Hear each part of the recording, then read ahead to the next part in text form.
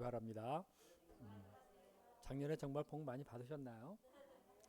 제가 작년에 여기서 주의 말씀을 주야로 묵상하는 자가 복이 있다 이렇게 말씀을 전했었는데 어떻게 지난 1년 동안 주야로 묵상하셨나요? 말씀을? 네? 여러분들에게 말씀으로 인한 은혜와 축복이 충만하시기를 간절히 기도합니다. 오늘 또 저를 초청해 주셔서 감사합니다. 나 같은 사람 왜 자꾸 초청하는지 문들 바를 모르겠습니다. 어쨌든 감사합니다. 오늘 말씀의 제목이요. 그리스도의 고난에 참여하기를 즐거워하라. 즐거움하고 끝나는 게 아니라 즐거워하라예요. 새해 말씀이면은 축복의 말씀을 전하고 잘 될 거야 이런 말씀을 전하고 그래야 되는데 오늘 새해 말씀은 그리스도의 고난에 참여하기를 즐거워하라. 고난을 즐거워하라. 이거 새해 말씀으로 조금 부담스럽고 금년 한 해 얼마나 고난이 있으려고 이 제목이 있는가. 어쨌든 하나님이 저희들에게 주시는 말씀으로 믿고 말씀을 깊이 영접하고 올 한 해 그리스도와 함께 고난에 적극적으로 참여하는 우리들이 되기를 기도합니다. 오늘 말씀의 제목 오늘 같이 해볼까요? 그리스도의 고난에 참여하기를 즐거워하라. 즐거움 아니라 즐거워하라. 이렇게 해봅시다. 자, 시작. 그리스도의 고난에 참여하기를 즐거워하라. 네. 오늘 그 베드로전서 4장은요. 제 개인적으로는 어려운 말씀 중에 하나입니다. 이 말씀을 여러분도 공부하셨겠지만 여기서 이 말 저 말 하는 것 같아서 좀 어려워요. 근데 어쨌든 제가 좀 정리를 했습니다. 자, 4장 13절이 5절 말씀이에요. 같이 읽어보겠습니다. 자, 시작. 오히려 그리스도에 참여하는 것으로 즐거워하라. 이는 그의 영광을 나타나실 때에 너희로 즐거워하고 기뻐하게 하려 함이라. 네, 거룩하신 하나님 아버지, 허물진 저희들을 그리스도의 피로 구원하신 것을 진심으로 감사합니다. 우리 하나님 아버지께서 저희에게 베풀어 주신 이 구원의 은혜 진심으로 하나님께 감사하고 일생 이로 인하여 찬양하게 도와주시기를 간절히 기도합니다. 오늘 새해를 맞이해서 저희들이 말씀의 은혜를 나누고자 이곳에 모였습니다. 성령께서 함께하여 주시고 오늘 사도 베드로가 저희들에게 권면한 이 말씀을 심령 깊이 잘 영접하고 금년에는 어떤 어려움이 있어도 주 안에서 기뻐하고 감당하며 하나님께 영광을 돌리는 저희가 되게 하여 주시옵소서. 제가 준비한 말씀을 잘 증거하도록 도와주십시오. 예수님의 이름으로 기도했습니다. 아멘.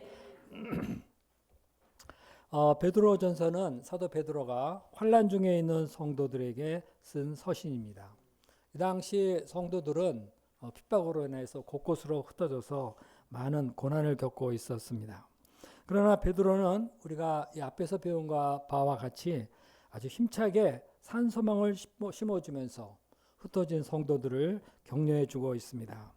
여러분은 이제 그리스도의 피로 거듭났어요. 그리고 여러분에게는 썩지 않고 더럽지 않고 쇠하지 않는 하나님 나라가 있습니다. 이거 정말 우리에게 소망이 되지 않습니까?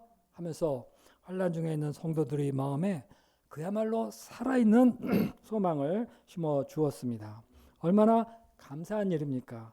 듣기만 해도 고난 중에 있는 성도들이 큰 위로를 받을 것 같습니다. 또한 사도 베드로는 이 말에 이어서 여러분은 왕같은 제사장이요 거룩한 백성입니다 하고 이렇게 또 외치고 있습니다.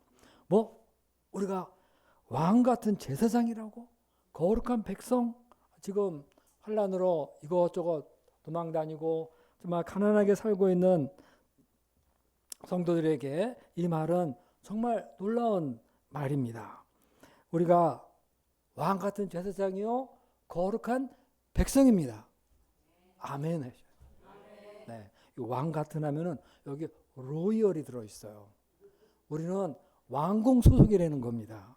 얼마나 감사한 일입니까? 우리가 명륜동 좁은 골목에 모여 있는 작은 무리 같지만은 하나님 나라 왕국 소속 제사장입니다. 우리가 왕 같은 마음으로 온 세상 백성들을 마음에 품고 이들에게 생명의 말씀을 열심히 전할 수 있기를 기도합니다. 이것도 참으로 놀라운 축복의 사명이 아닐 수가 없습니다. 일생 죄를 짓고 하나님을 슬프시게 할 수밖에 없었던 우리를 예수님의 십자가 피로 구원하여 주시고 산 소망과 함께 이런 귀한 사명을 주셨다니 참으로 감사한 일이 아닐 수 없습니다. 자, 그렇다면 이제 우리는 이 세상에 사는 동안 어떻게 살아야 할까요? 소망도 분명하고 우리가 무엇을 해야 되는지 직분도 분명해졌습니다. 그렇다면 이에 따르는 구체적인 삶이 어떠해야 하는가? 오늘 말씀을 통해서 함께 은혜를 나눠보겠습니다. 첫째, 죄를 그치는 삶을 살아야 합니다. 같이 해볼까요? 죄를 그치는 시작. 죄를 그치는 삶을 살아야 합니다. 1절을 보십시오. 그리스도께서 이미 육체의 고난을 받으셨으니 너희도 같은 마음으로 갑옷을 삼으라. 이는 육체의 고난을 받는 자는 죄를 그쳤음이니라. 예수 그리스도는 이 땅에 사시는 동안 육체의 고난을 받으셨습니다. 우리 죄 때문에 고난을 받으시되 십자가에 죽기까지 고난을 받으셨습니다. 이 고난 때문에 우리가 죄사함을 받고 구원받았습니다. 그러니 이 예수님을 믿는 우리가 어떻게 살아야 하겠습니까? 이제는 죄를 그치는 삶 살아야 됩니다. 영어로 보니까 stop sinning, 죄 짓는 거 스톱 하라는 겁니다. 그리고 죄와는 아주 영원히 빠이빠이 하는 그러한 삶을 살라는 것입니다. 자, 그런데 이 죄와 싸우는 게 생각같이 그렇게 쉽지는 않습니다. 그래서 1절에서 예수님의 죄와 싸우신 것 같이 우리도 마치 갑옷을 입은 장수처럼 마음을 단단히 먹고 죄와 싸워야 한다 이렇게 말하고 있습니다. 이러할 때 우리가 어떤 죄의 유혹이 다가와도 능히 싸울 수가 있는 겁니다. 2절을 보십시오. 그 후로는 다시 사람의 정욕을 따르지 않고 하나님의 뜻을 따라서 육체의 남은 때를 살게 하려 합니다. 자, 죄로 인하여서 구원받았으면은 이제 죄를 그쳐야 된다. 그러면은 말씀대로 정욕을 따르지 않는 삶을 살아야 됩니다. 육체의 남은 때를 하였는데 우리 이 몸이 이 세상에서의 생애를 다하고 하나님 나라에 갈 그때까지 하나님의 뜻에 살아야 합니다. 당연한 말이 아닐 수가 없습니다. 죄사함으로 구원받은 우리가 어떻게 다시 죄로 돌아가서 죄를 지을 수 있겠습니까? 자, 그러면은 우리가 어떤 죄를 그쳐야 할까요? 3절을 보십시오. 음란과 정욕과 술 취함과 방탕과 향락을 그쳐야 합니다. 요즘은 음란과 정욕의 시대다 이렇게 말해도 틀리지 않습니다. 우리 시대는 영상 시대이지 않습니까? 그리고 우리 유선 TV 조금만 돌려보면 얼마든지 많은 영상에 접속할 수 있습니다. 많은 젊은이들이 자리에 누웠다 하면 밤늦도록 유튜브를 보고 또 안 좋은 음란한 그러한 영상들을 보면서 정욕과 또 이런 정욕적인 생각에 사로잡힙니다. 그리고 요즘은 만났다 하면 술 마시는 게 너무나 당연한 거예요. 이내 술에 취해서 방탕해지고 또 온갖 향락에 빠져들고 있는 것이 사실입니다. 그리고 우상 숭배를 엄청 많이 합니다. 당시에는 제우스 신상이나 아프로디테 신상 등 그 그리스 로마 신화의 기초에서 그게 진짜 신이라 생각을 하면서 신상을 세워놓고 그 앞에 제사 지내고 절하면서 자기의 복을 빌었습니다. 요즘 우리나라 곳곳에 점치는 사람들, 도사들, 법사들, 용하다는 무당이 얼마나 인기가 많은지 모릅니다. TV 이렇게 보다 보면은 뉴스를 보다 보면 이런 사람이 도처에 깔려 있어요. 많은 사람들이 이들이 해주는 말을 믿습니다. 사업을 하는 사람은 내가 이 사업을 해서 돈을 벌 수 있을 것인지, 이 사업장을 동쪽에 세워야 하는지 서쪽에 해야 되는지, 무슨 일을 해도 먼저 점을 쳐보고 합니다. 최근에 뉴스를 보니까 계엄을 주도했던 어떤 사람이 점집을 드나들면서 운수를 점치고 이를 벌렸다는 얘기를 듣고 깜짝 놀랐습니다. 살펴보니까 세상에 이렇게 신분 고하를 막론하고 출세하려고 점치러 다니는 사람이 얼마나 많은지 모릅니다. 젊은이들이 많이 모이는 거리, 대학로, 여기 보면은 사주 타로 숍 있더라고요. 거기에 제가 종종 와보면은 거기에 몇 사람씩 꼭 들어가 있어요. 젊은이들도 이런 것을 보면서 내가 앞으로 어떻게 될 것인지, 그리고 정계가 좀 안 좋으면 정계 좋은 거 나올 때까지 계속 돌아다닌다 그러더라고요. 근데 그만큼 마음이 불안한 겁니다. 하늘나라에 대한 소망을 갖지 못하고 이 세상의 삶이 자기의 전부라고 생각하니까 이렇게 전부 다 우상숭배에 빠져서 그들이 하는 말에 벌벌 떨고 있는 겁니다. 우리가 지난날 이런 죄를 지으며 살았었습니다. 살았습니까? 그렇게? 네. 그렇다면 이제 이런 것을 멀리하고 그쳐야 합니다. 말씀해 보면은 지나간 때로 족하다. 네, 더 이상 묻지 않을 테니까 지나간 때로 족하니까 더 이상 하지 말자. 그런데 우리가 이렇게 죄를 그치면서 방탕에 휩쓸려 떠내려가지 않고자 하면은 이것을 이상하게 여기는 사람들이 있습니다. 그들은 우리가 예수님을 믿고 죄를 멀리하며 싸우니까 우리를 정말 이상하게 여기고 비방합니다. 너희들은 왜 우리처럼 죄를 지지 않는 거지? 왜 재수없게 잘난 척하는 거야? 참 이상한 놈들 다 보겠네. 자, 그러나 이런 사람들의 최후에는 심판이 예비되어 있다. 오늘 본문 말씀이 말해주고 있습니다. 이때는 검찰이나 경찰의 수사가 필요 없습니다. 이때는 산자나 죽은 자가 다 자기가 행한 악행을 자기 입으로 하나님 앞에서 그대로 다 고하면서 하나님의 준엄한 심판을 받게 됩니다. 우리가 복음을 왜 전파해야 하는 것입니까?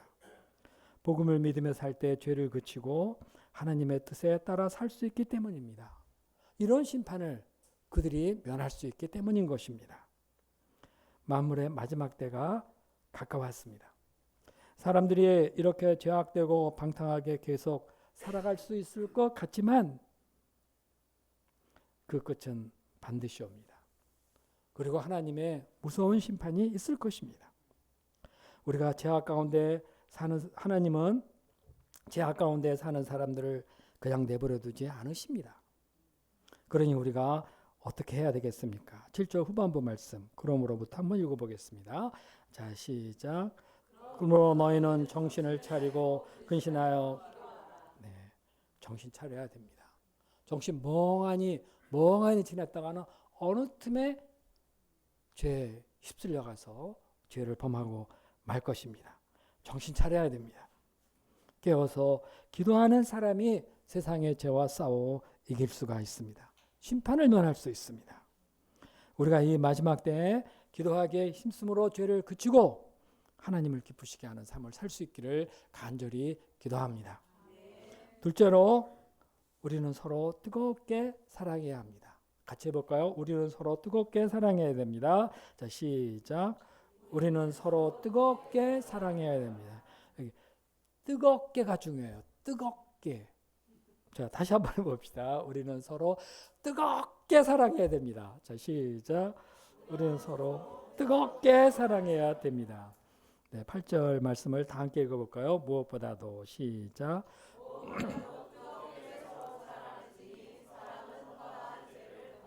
네, 우리는 예수님을 믿고 구원을 받았지만 아직 연약합니다. 죄의 유혹에 맞서 싸우지만은 넘어질 때가 많습니다. 이럴 때 우리는 자칫 이런 형제들을 정죄하고 판단할 수 있습니다. 아니, 예수님을 믿는다면서 어떻게 그런 짓을 하지? 나는 네가 정말 그럴 줄 몰랐어 하고 말할 수 있습니다. 그러면 그 형제가 얼마나 낙심하겠습니까? 그러나 이때 우리가 뜨거운 마음으로 진심을 다해서 형제의 죄를 예수님의 사랑으로 덮어주며 격려하면은 형제는 힘을 내서 더 열심히 신앙생활을 할 것입니다. 그리고 우리가 이 사랑을 위해서 서로 대접하기에 힘써야 합니다. 교회에서 자기가 좋아하는 사람만 골라서 대접하면 그렇지 않은 사람은 자연히 원망을 하게 됩니다. 이 원망이 생기지 않도록 우리는 모든 사람을 자기 마음에 다 영접해서 섬겨야 되는 겁니다. 그리고 우리는 하나님으로부터 받은 각자의 은사가 있습니다. 이 은사를 가지고 선한 청지기 같이 내 이 은사를 우리 교회, 우리 모임 안에서 어떻게 쓰면 좋을까 하는 생각을 하면서 여러 가지로 구석구석 교회를 섬겨나가야 하는 겁니다. 말을 할 때는 그냥 틱틱거리면서 함부로 할 것이 아니라 여기 본문에 나온 것처럼 마치 하나님의 말씀을 하는 것처럼 경건하고 은혜롭게 해야 합니다. 봉사를 하려면은 그럴 때는 여러분 이것은 하나님께서 여러분을 위하여 주신 것입니다 하는 마음으로 자기 것을 풀어서 봉사해야 합니다. 이렇게 봉사할 때 사람들이 하나님께 감사하게 되는 겁니다. 교회의 은혜라는 것은 뭐 앞에서 강단에서 누가 말씀을 열심히 전해서 그러면은 뭐 저절로 풍부해지는 거 그런 거 아닙니다.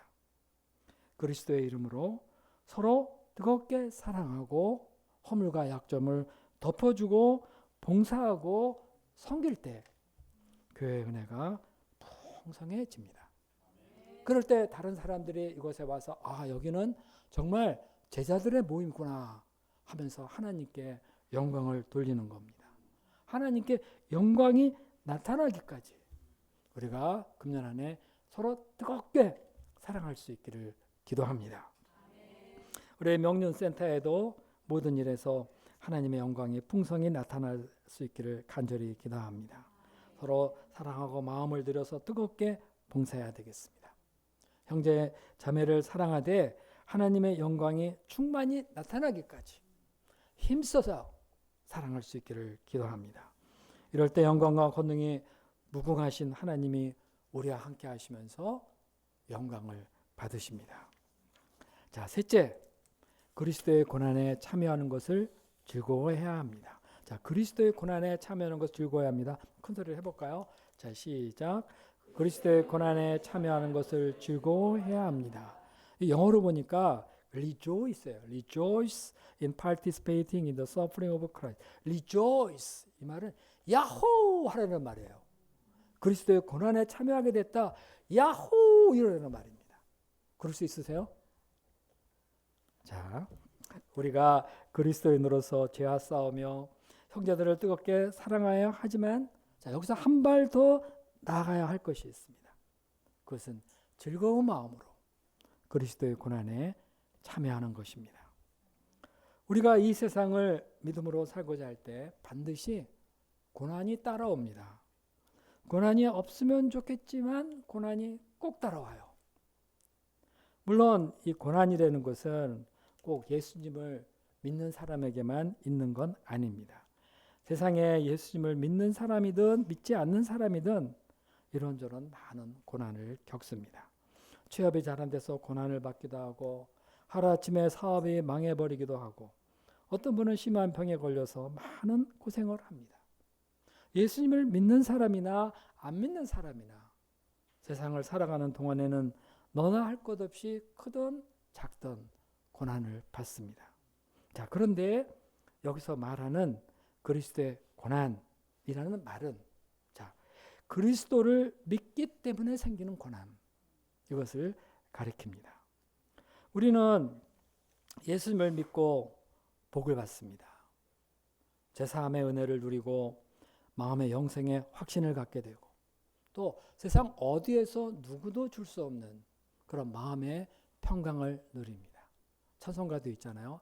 내 마음속에 있는 평화는 하는 그런 말씀 있죠. 정말 누구도 빼앗아갈 수 없는 하나님이 주신 것입니다. 그리고 하나님 나라에 대한 산 소망을 주시고 왕 같은 제사장으로서의 귀한 직분도 주셔서 열매 맺는 인생을 살 수 있게 되었습니다. 어떤 어려움이 있을 때 그때 하나님께 나와서 간절히 구하면 하나님께서 이것도 들어주시고 우리의 소원을 이루어 주십니다. 진실로 우리는 예수님을 믿기 때문에 많은 복을 받습니다. 복 중에 있습니다. 우리 여러분들의 얼굴이 세상 사람들 얼굴하고 달라요. 마음속에 예수 그리스도의 복이 있기 때문에 존재 자체가 다른 겁니다. 그래서 예수님을 믿고 살 때는 그 앞에 꼭 꽃길만 있는 것 같아요. 야, 예수님을 믿었으니까 나 이제 앞으로 행복하게 잘 될 거야. 그렇게 될 겁니다, 분명히.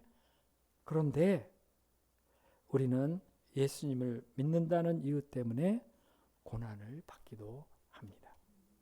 12절을 보십시오. 자, 다 같이 읽어볼까요? 사랑하는 자들아, 시작.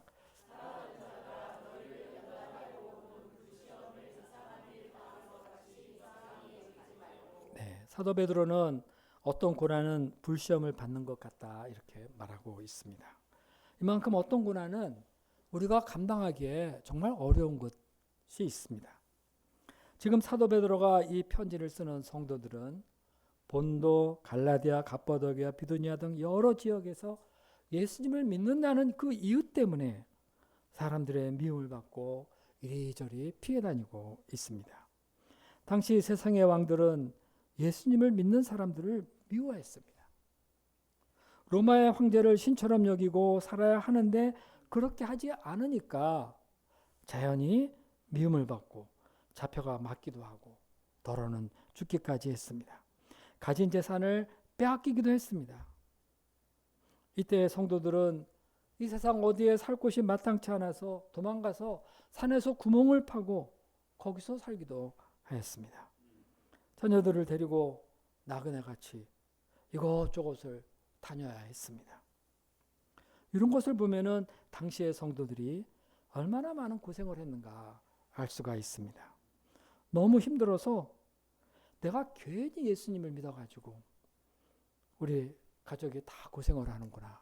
힘들어하는 자녀들을 이렇게 보면은 슬픈 생각이 들기까지 합니다. 아, 예수님 믿으면 코길만 가는 줄 알았는데 이런 고난이 오면은 이상하다. 예수님을 믿는데 왜 이런 고난이 오지? 생각하게 되어 있습니다. 어떤 사람은 고난이 왔을 때 하나님이 나를 사랑하지 않으시니까 이런 고난이 오는 거야 하는 생각을 하기도 합니다. 하나님을 원망하는 거죠.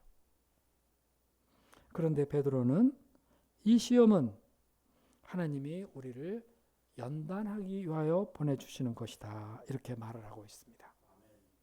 금과 은의 광석을 용광로 불에 연단하면 그 안에 있는 순수한 불순물이 다 빠져서 이제 1등 제품으로서의 순수한 금과 은이 남습니다. 이거는 정말 귀한 것이라 귀하게 쓰임 받습니다. 불순물은 쓰임 받을 수가 없습니다. 하나님은 우리가 보다 순수하고 아름다운 믿음의 사람이 되도록 하기 위하여서 금과 은을 연단하듯이 우리를 더러는 불같은 시험에 집어넣으시고 연단하십니다. 세상에 핍박을 받게도 하시고 더러는 궁핍에 빠지게도 하십니다. 이러면서 우리가 핍박을 견디면서 인내를 배우고 궁핍한 가운데서도 있는 것에 감사하는 감사의 사람이 되도록 도와주십니다. 고난을 통해서 우리 안에 있는 연약한 생각, 또 적당히 타협하고 싶은 이런 생각도 다 드러내시고 그때 또 책망을 해 가시면서 우리가 강하고 담대한 믿음의 사람이 되도록 하여 주십니다. 죄와 타협하지 않고 오직 하나님 한 분만을 기쁘시게 하고자 하는 사람이 되도록 도와주십니다. 이렇게 하나님은 우리 안에 있는 이런 죄악된 불순물을 없애시고자 이렇게 저렇게 불같은 시험을 주십니다. 하나님은 우리를 구원만 해놓고 그래 너 이제 예수님 믿었으니까 됐어 알아서 해 이렇게 하지 않으시고 우리를 예수님 안에서 이제는 수준 높은 하나님의 사람이요 하나님의 자녀가 되도록 도와주십니다. 수준이 높아야 되지 않겠어요? 네, 수준이 없이 그냥 바닥에 기면은 하나님 기뻐하지 않습니다. 하나님은 우리를 정금같이 귀한 사람으로 빚으시기가 하기 때문에 이렇게 연단하십니다. 얼마나 감사한 일입니까? 특별히 13절을 보면은 우리가 이런 고난을 받는 것은 그리스도의 고난에 참여하는 것이다. 이렇게 말하고 있습니다. 그리스도는 하나님을 사랑하고 하나님의 뜻을 온전히 이루고자 하실 때 많은 고난을 겪으셨습니다. 세상 사람들로부터 온갖 미움과 조롱을 받으시고 심지어 죄인 취급을 받으시고 채찍에 맞아서 살이 떨어져 나오고 피가 흘리는 가운데 십자가에 못 박혀 죽으셨습니다. 얼마나 고통스러운지 하나님이여 왜 나를 버리십니까 하고 비명을 지르면서 죽으셨습니다. 그리스도인, 크리스찬, 이 말은 a man in Christ, 곧 그리스도 안에 있는 사람이라는 뜻입니다. 그리스도 안에 있는 모든 것을 함께 나누는 사람이라는 것입니다. 그러므로 우리가 그리스도인으로 살아간다고 하는 것은 그리스도께서 가신 그 길을 따라가는 거고 이것이 곧 그리스도께서 받으신 그 고난에 나도 참여한다. 그리스도 안에 있는 영생과 구원의 은혜 많은 영광을 누리면서도 그러면서도 그리스도를 따라가면서 그리스도께서 받으신 고난에 나도 참여한다. 이렇게 할 때 비로소 우리도 고난받으신 그리스도를 좀 더 깊이 이해하고 배우게 됩니다.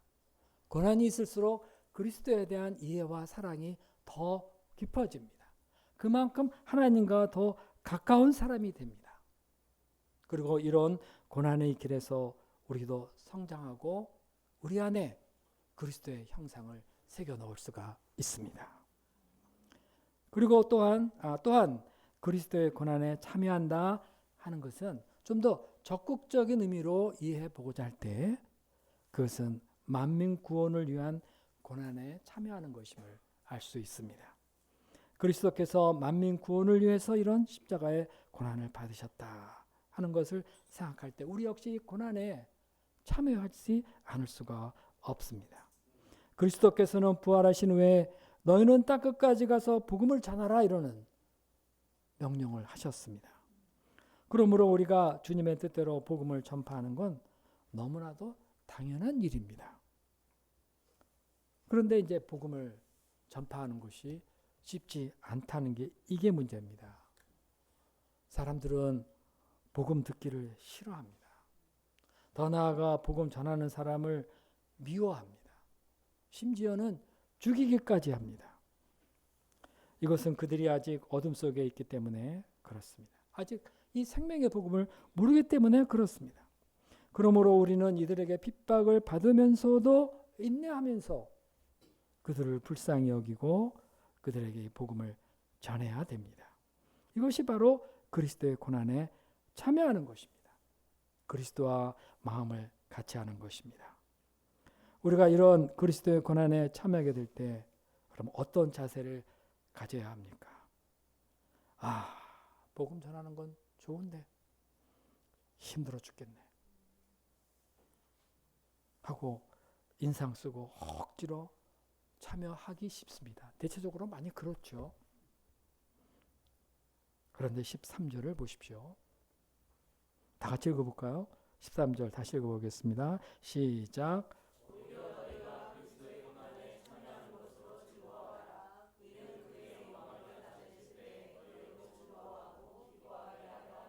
네, 오히려 힘들다고 말하기 전에 오히려 그리스도의 고난에 참여하는 것을 즐거워하라. 리조이스하라. 예? 고난을 즐거워할 수 있어요? 우리 체질은 고난을 즐거워할 수 있는 그런 체질이 아닙니다. 다 누구든지 쉽게 편안하게 즐겁게 가기를 원하지 고난을 즐거워하는 우리 체질이 아니에요. 그런데 어떻게 이렇게 할 수 있는가? 여기에는 그럴 만한 이유가 있습니다. 사도 베드로가 말했습니다. 13절 후반부를 보십시오. 이는 그리스도의 영광이 나타날 때 너희로 그리스도와 함께 기뻐하게 하려 함이라. 예수님이 재림하실 때 영광 중에 구름을 타고 오실 때 그때 그리스도의 고난에 참여한 사람들은 예수님께서 기뻐하시고 야 이리 와라 그러면서 그 영광에 탁 들어가게 하십니다. 14절을 보세요. 너희가 그리스도의 이름으로 치욕을 당하면 복 있는 자로다. 영광의 영 하나님의 영이 너희 위에 계심이라. 우리가 고난을 받고 있잖아요. 그러면 우리 위에 누가 있다 그래요? 영광의 영 하나님이 우리와 함께 계신 것입니다. 눈에 안 보이죠? 네, 있는 거예요. 네. 그러므로 우리가 고난의 때에 즐거워하고 기뻐해야 합니다. 별로 실감이 잘 안 나가지고 이렇게 한번 얘기해 볼까요? 조금 좀 돈 얘기라 좀 그러긴 한데 만일 누가 여러분에게 한 달만 너 고생 좀 해라. 그럼 내가 5천만 원 줄게. 그러면은 할까요, 안 할까요? 네, 웬만한 거는 다 참고 까짓거 한 달 금세 지나가지 하면서 축하하고 할 겁니다. 그때 마음이 어때요? 기쁘겠죠. 지금 그래 무시해라, 나를 패라 그러지만 한 달 후에 5천만 원이 딱 들어온다. 근데 어떤 사람이 이거보다 4배 내가 2억 원을 줄게 한 달 후에 그러면은 어떤 고난이 있더라도 죽지만 않는다면 끝끝내 참아가지고 한 달 후에 2억을 딱 잡고 말 것입니다. 이거 버릴 사람이 있겠어요? 이런 고난은 고급 고난입니다. 즐거운 고난이에요. 하물며 우리가 이 땅에 사는 동안 잠시 그리스도의 고난에 참여한 후 머리에 생명의 멸관을 쓰고 그리스도의 영광에 참여할 수 있다면 이거 얼마나 신나는 일입니까? 썩지 않고 더럽지 않고 새하지 않은 영광스러운 하나의 나라에 싹 들어간다. 요즘 신축 아파트 막 24, 34평 몇 평 거기 들어가려고 사람들이 되게 고생하죠. 에? 그거 다 없어질 거예요. 근데 하나님이 예비하신 이런 하나님 나라 우리가 예수를 믿고 고난에 참여하면 여기 딱 들어가게 된다. 얼마나 신나고 즐거운 일입니까? 그때 하나님이 잘하였도다 착하고 충성된 종아 하고 칭찬해 주시면서 너 고생 많이 했다. 너는 5고을을 다스려라. 넌 좀 더한 것 같아. 넌 10고을을 다스려라. 상급을 주실 것을 생각하면은 이 땅에서의 고난은 고난이 아닙니다. 고난을 사도 바울이 기뻐해라 하는 거, 즐거워해라 하는 거 다 이유가 있습니다. 베드로도 믿는 바가 있는 거예요. 이런 고난은 기쁨이요 축복입니다. 그래서 사도 베드로는 그리스도의 고난에 참여한 것을 즐거워하라. 그거 복이다. 이렇게 말하고 있습니다. 그러므로 우리가 고난이 다가왔을 때 오히려 하나님께 감사해야 되겠습니다. 그리고 오히려 고난일 때 소망 가운데 기쁨으로 감당해야 되겠습니다. 15절과 16절을 보십시오. 거기를 보면은 두 종류의 고난이 있어요. 하나는 살인이나 도둑, 악행이나 괜히 남의 일에 끼어들어서 오지랖을 떨다가 간섭을 하다가 그 죄 때문에 받는 고난이 있습니다. 이런 고난은 우리를 부끄럽게 합니다. 누가 이런 고난에 죄 짓고 고난받는 거 누가 이런 거에 참여하려고 하겠습니까? 그런데 16절을 보십시오. 다른 고난이 하나 더 있는데 이 고난은 우리가 그리스도인으로서 받는 고난입니다. 하나님의 뜻을 이루고자 복음을 전하고 믿음을 지키면서 받는 이런 고난은 부끄러운 게 아닙니다. 이것은 그리스도의 이름으로 하나님께 영광을 돌리는 고난입니다. 그러므로 우리가 고난을 잘 선택해야 되겠습니다. 죄로 인해 수치스러운 고난을 받을 것인가, 아니면 그리스도인으로서 그리스도와 함께 하는 고난을 받을 것인가. 선택을 잘해야 돼요. 인생은 선택입니다. 은진양가 그런 카피가 있었는데, 순간의 선택이 뭐를 좌우한다 그랬죠? 10년을 좌우한다. 10년을 좌우한다. 순간의 선택이 평생을 좌우할 수도 있는데, 순간의 선택이 영혼을 좌우할 수 있습니다. 오늘 우리가 무엇을 선택하느냐? 죄의 고난보다 그리스도의 고난을 선택할 때 하나님께 영광이 있고 복이 있습니다. 자, 하나님의 심판이 시작할 때가 되었습니다. 그때가 임박했습니다. 곧 온 세상이 하나님의 심판을 받을 것입니다. 그런데 하나님의 복음에 순종하지 않는 사람들은 마지막 심판의 때에 어디에 설 수 있겠습니까? 우리는 믿음으로 구원받았는데 이 경고치 않은 사람들, 죄인들이 그 하나님의 심판 때에 어디에 설 수 있겠습니까? 그들은 무서운 심판에 던져져 버리고 말 것입니다. 이것을 생각해 볼 때 우리가 어떻게 살아야 되겠습니까? 19절을 다 함께 읽어보겠습니다. 19절 시작.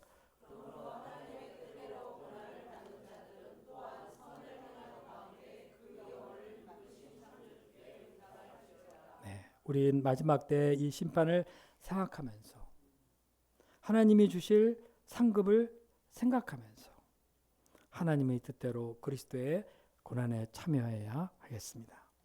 선을 행할 때 어려움이 있다 하고 생각이 되면은 그때 우리 영혼을 하나님께 의탁하면은 되는 겁니다.